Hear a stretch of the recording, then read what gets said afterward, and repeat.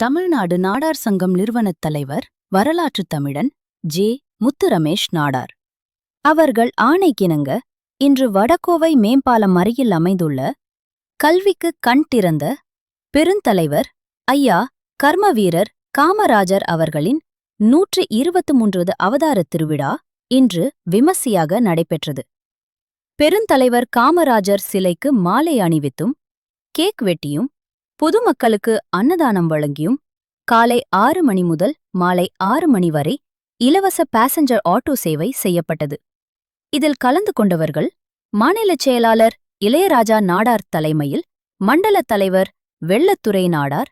சமூக சேவையின் மாநில தலைவர் செல்வகுமார் நாடார், மாவட்ட தலைவர் முருகன் நாடார், செல்வகுமார் நாடார்,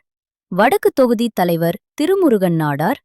சமூக சேவை அணி மாநில காப்பாளர் செல்வராஜா நாடார், கொள்கை பரப்புச் செயலாளர் கோட்டை ஆறுமுகம் நாடார்,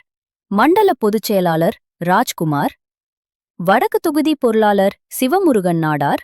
மற்றும் நிர்வாகிகள் அந்தோணி கலை விகடன் நாடார், குமரேசன் நாடார், முருகன் சாமி நாடார், முத்துக்குமார் நாடார்,